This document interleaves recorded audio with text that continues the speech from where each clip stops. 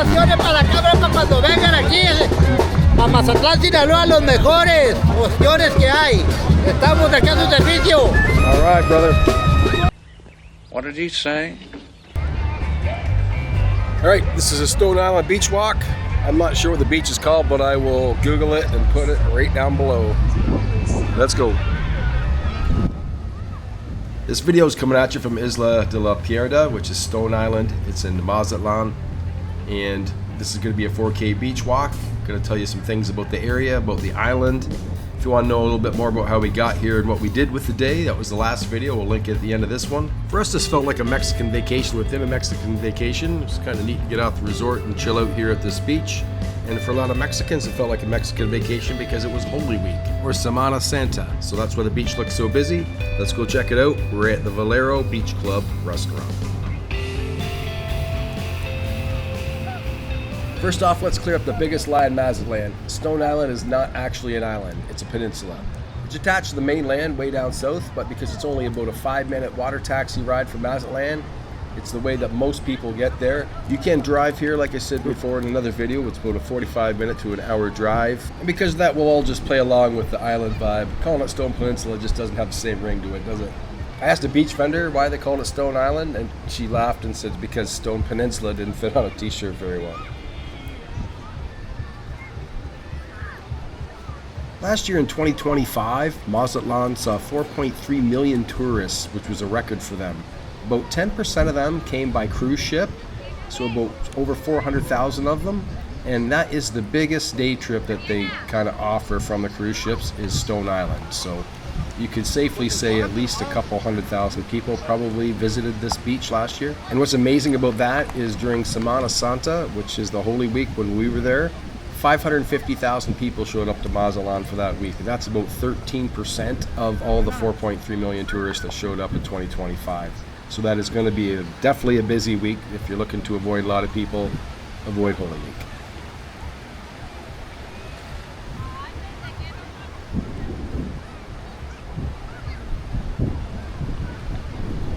There's a couple dozen of these big palapa restaurants right on this main stretch of beach, but if you keep walking down the sand, you'll find a whole bunch more. It's basically one long delicious obstacle course of shrimp, ceviche, and Pacifico. This kind of reminds me when we were in Huatulco, a lot of the beaches had like little restaurants where you can get umbrellas and a chair, or if you're lucky, a lounger.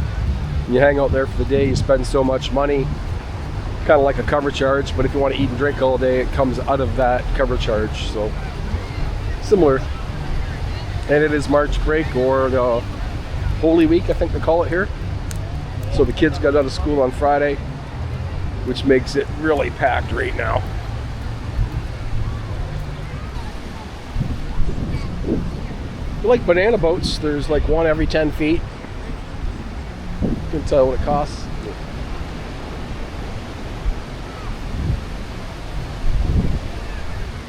Karen was saying that at a resort, they've got the banana boat vendors out front, and I think it was 6 or 8 Mexicans, couples, like 4 couples, went out on one. She goes, I wasn't watching, I don't know what happened, but all the ladies were crying when they came back and the men looked pissed off, so no idea what was going on there. Now you'd never know it looking at the video right now, but behind the trees on the left is one of the biggest coconut groves in the world. It follows the beach for roughly 8 to 10 kilometers or 5 to 6 miles, and it's not just a few trees for decoration, it's a massive agricultural project run by the Ejido farmers. They're not just for tourists to drink. They're harvested and exported all over Mexico and in international markets, where they'll make things like sliced coconut, diced coconut, baked coconut, fried coconut, coconut stuff like that. There's so many trees here that if you tried to count them all, you'd be here till the next Holy Week. It's basically a green giant wall that keeps the rest of the world away while we sit here and eat shrimp and drink ceviche. You drank that? No.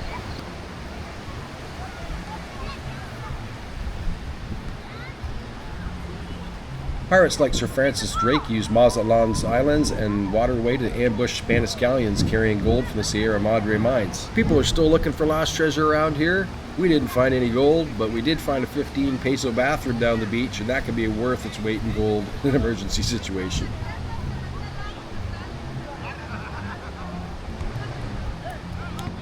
Got some netless volleyball going on.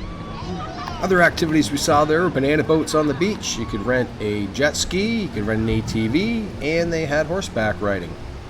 If you're not into any of that, you can always just go for a really long beach walk.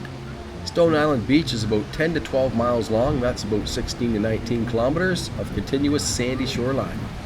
We'll break this beach into a couple sections. The first section is the main section. It's where the boat taxis let you off, where all the restaurants and things to do are. That section's about 3 kilometers long, and the balance of it is pretty much deserted, undeveloped, sandy beach. And like I said earlier, the backdrop is a massive coconut grove. You can walk this beach for a really long time.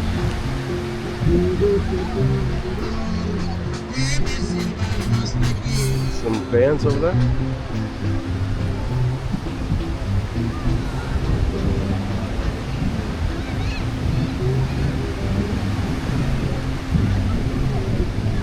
If you're planning a trip to Mazatlán, you might want to consider the peak season. That is between December and March. It's busiest. It's got the best weather though. It's between usually 18 and 28 degrees Celsius, which is 65 to 82 Fahrenheit. If you like it super busy, consider going to Semana Santa or Holy Week, right around Easter in March or April, depending when it falls. The city gets super busy and the beach turns into a massive party. But if you want the beach more to yourself, you might want to consider between May and June or October and November. You get the sun without all the hoopla and the banana boats every 10 feet. If you like the heat, go in the summer between July and September. It's hot and humid with temperatures up to 34 degrees, which is 93 Fahrenheit.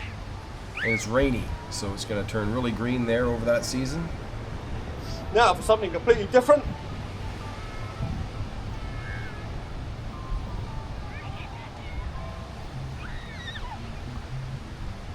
So you might be wondering what made us go to Stone Island. We'd heard about it before we came down to Mazatlán.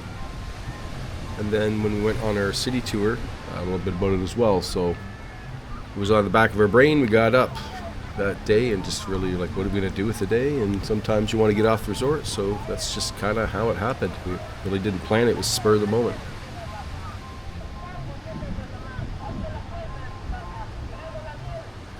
I want to take a second to thank our subscribers, Weather Vanes. They bought us a taco or buy me a coffee. High five.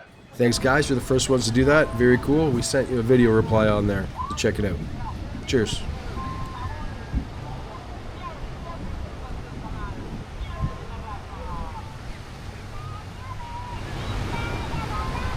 I have no idea what that guy's listening to on that cart.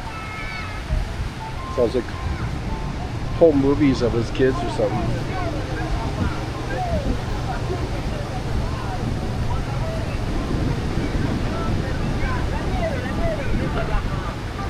It's a little busier down at this end.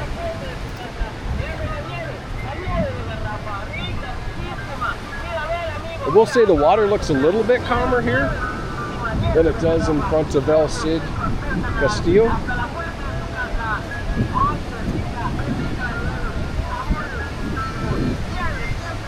Hopefully I can get away from that guy soon. We don't have to listen to that anymore.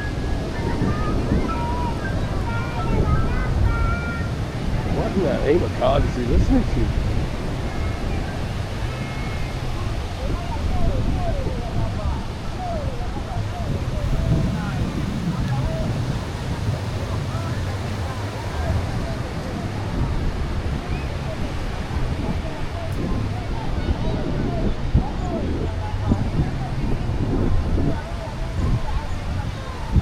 Got some horses up here.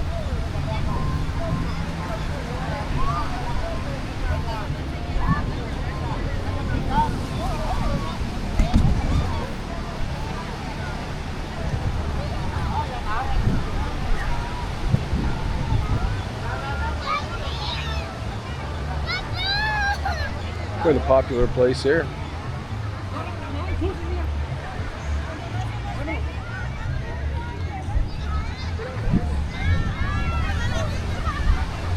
Some walking tacos here.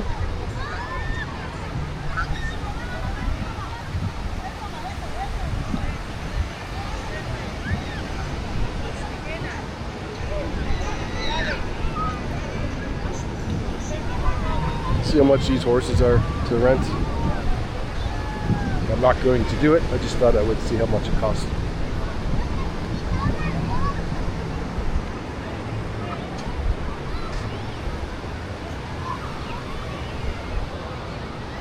Hola, señor.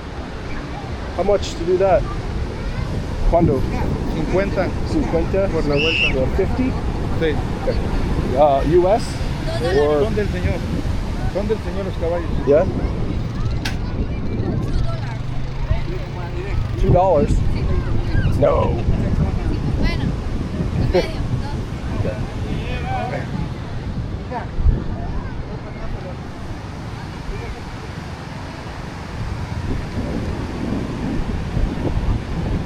I'm not sure that number was right. I can't believe that would be 50 pesos. Maybe to sit on and not go for a ride. All right, we got one more concentrated place up there. There's an RV park over here. Did not know that.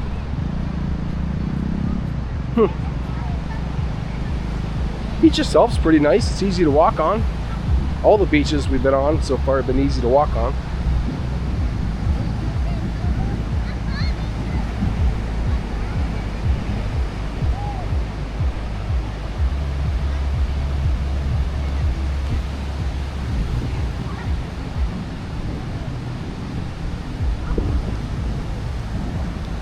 Looks like there's a tiny beach on this side of that island.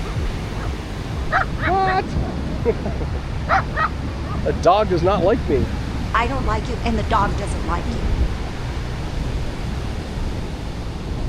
Something else to consider about this place is if you want to fly non-stop from Canada, at least from Toronto, the flights are seasonal. They run from November through April. Outside of those months, the direct flights start to disappear. You're going to end up heading through Mexico City, I would guess. But if you're coming from Toronto, that's going to be about a 5.5 hour flight.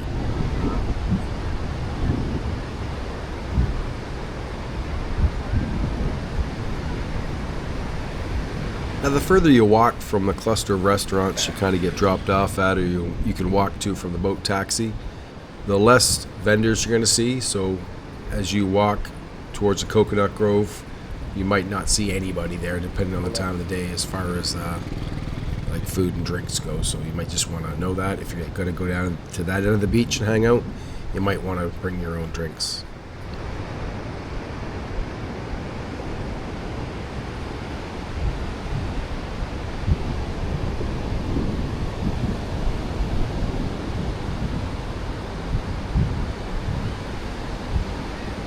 These guys got a surfboard, although I have not seen anybody surfing here. Now, at the time, I remember thinking, that's pretty weird. I have not seen anyone surfing at any of the beaches here in Mazatlán. And the fact of the matter is, the water at Stone Island's famously calm. It's perfect for families and kids. So it's not a real great environment for surfing. All I need are some tasty waves, a cool buzz, and I'm fine.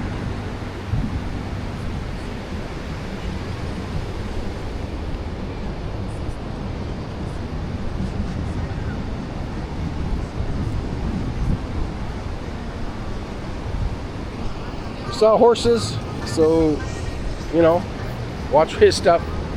What do you mean by that? Probably horseshit. It's horseshit.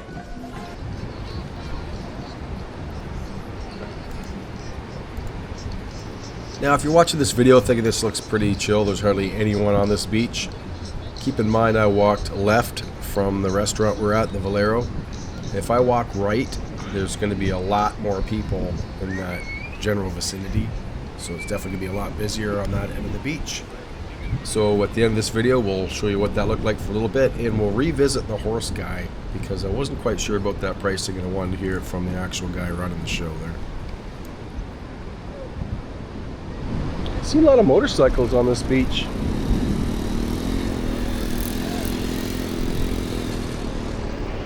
A little longer than a few minutes later.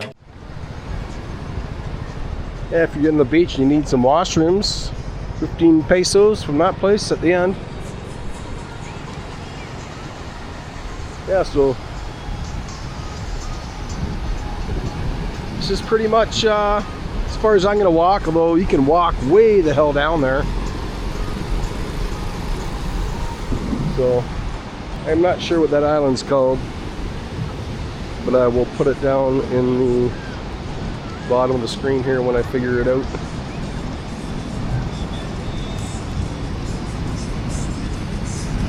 Lots of ATVs too. I think you can rent ATVs here maybe.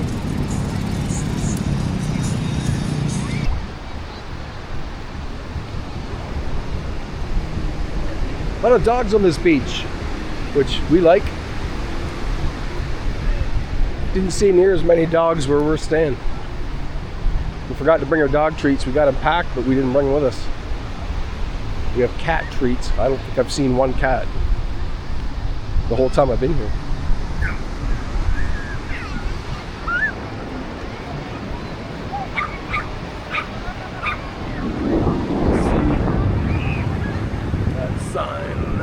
La Ramada,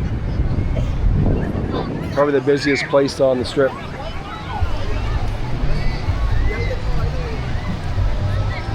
Look at all the tables full of people. Holy.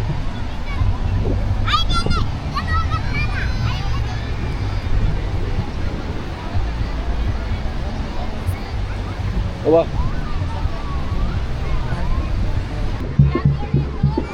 Some nice houses here. I don't know if they're for rent or if these are people that stay here all the time, but there's definitely some nice places.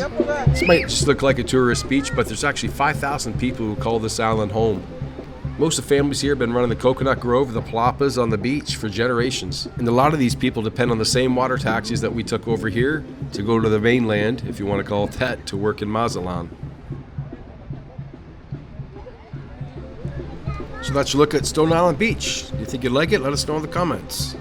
We hope you enjoyed the video. If you did, throw it a like below. Subscribe if you haven't, and ring the bell if you want to be notified when we make another video.